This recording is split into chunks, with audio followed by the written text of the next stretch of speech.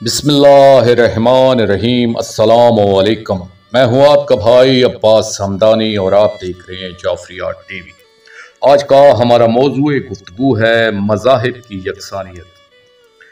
دوستو، جب ہم تاریخ انسانی کا مطالعہ کرتے ہیں تو ہمیں ایک مسلسل قتل و غارت اور خون ریزی کا منظر نظر آتا ہے۔ انسانی تاریخ دراصل انسانیت اور انسانی اعلیٰ قدروں کے قتل کی ایک لمبی داستان ہے۔ ارتقاء کے نتیجے میں انسان مہذب بنا ہے، لیکن اپنی اسی ترقی کے ساتھ ساتھ وہ زیادہ ظالم اور سنگ دل بھی بن گیا ہے۔ پرانی قبائلی زندگی میں انسانی قتل ایک یا دو کی حد تک محدود ہوا کرتے تھے، لیکن آج جبکہ ساری دنیا میں ایک واحد معاشرہ بن چکی ہے، لوگوں کو ہزاروں کی تعداد سے بھی زیادہ جانوروں کی طرح ذبح کیا جا رہا ہے۔ جناب حابیل کے قتل سے لے کر بوسنیا اور ہرزوگوینیا میں ہونے والی خون ریزی تک ہم خون کی ایک بہتی ہوئی ندی دیکھتے ہیں۔ کوئی مفکر اور دانشور اس حقیقت سے انکار نہیں کر سکتا کہ روئے زمین پر ہونے والی تمام قتل و غارت میں سے 50% قتل صرف مذہب کے نام پر کیے گئے ہیں۔ ان لوگوں کی تعداد جو زر، زن اور زمین کی خاطر مارے گئے ہیں، ان لوگوں سے بہت ہی کم ہے جو مذہب کے نام پر مارے گئے۔ ماضی قریب میں ہم 2 عالمی جنگوں سے گزر چکے ہیں اور تیسری بھی بالکل قریب نظر آتی ہے، لیکن اس حقیقت کے بارے میں کوئی اختلاف رائے نہیں کہ دونوں عالمی جنگوں میں مارے گئے انسانوں کی تعداد ان سے بہت ہی کم ہے جن کو مذہب کے نام پر ذبح کیا گیا۔ پھر بھی اگر آپ ان دونوں عالمی جنگوں کے پس منظر میں جھانکیں تو دیگر عوامل کے ساتھ ساتھ ایک عامل مذہب یا دین بھی نظر آتا ہے۔ اگر ہم یہودیوں پر ہونے والے نازی جرمن بربریت و ظلم کی وجوہات تلاش کرنے کی کوشش کریں تو یہودیت کی تاریخ سے یہ بات بالکل عیاں ہو جائے گی کہ دراصل یہ ظلم تو کئی صدیوں پر محیط یہودیوں کی ریشہ دوانیوں کا ایک رد عمل تھا۔ حصول طاقت کی ہوس نے تو ہمیشہ سے ہی مذہب کے لباس میں انسانیت کا قتل عام کیا گیا۔ اپنے زمانے کے سب سے زیادہ متقی، دیندار اور خدا پرست انسان حضرت عیسیٰ علیہ السلام کو ایک ڈاکو بارہ باز کے بجائے مذہب کے نام پر سولی پر چڑھا دیا گیا۔ بہت سے انبیاء علیہم السلام کا خون صرف مذہب کی خدمت کے بہانے بہایا گیا ہے۔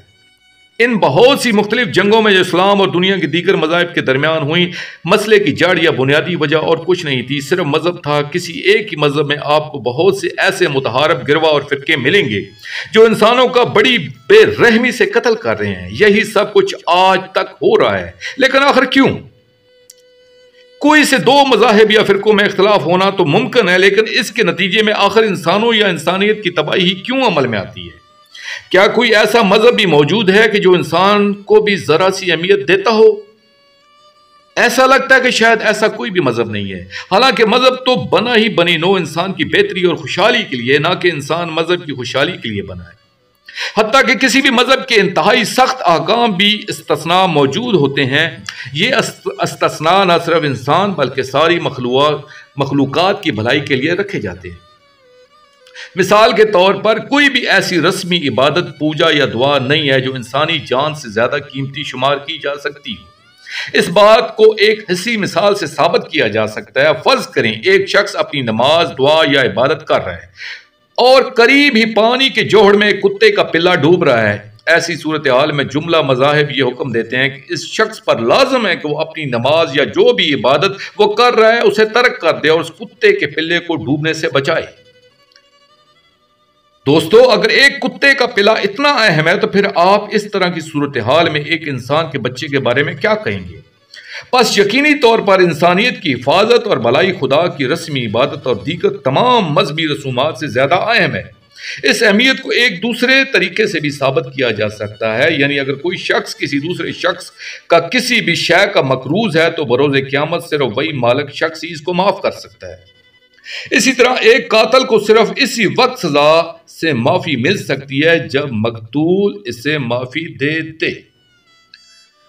دوستو، آخر میں شکریہ ادا کروں گا اپنے مرشد کریم السید محمد جعفر الزمان نقوی البخاری سرکار دام ذلہ تعالیٰ کا یہ مضمون میں نے ان کی کتاب موعود الرسل اجر اللہ فرج شریف سے پیش کیا ہے، اور آخر میں اپنے پاک شہنشاہ کی بارگاہ میں التجا کریں گے، اللہ جل یا ولی العالمین، یا سلطان المنصور، یا ولی المظلومین اجر اللہ تعالیٰ فرجک وصلوات اللہ علیہ، یا رب محمد و آل محمد صلی اللہ محمد و آل محمد وعجل فرج آل محمد صلی اللہ علیہ وآلہ وسلم۔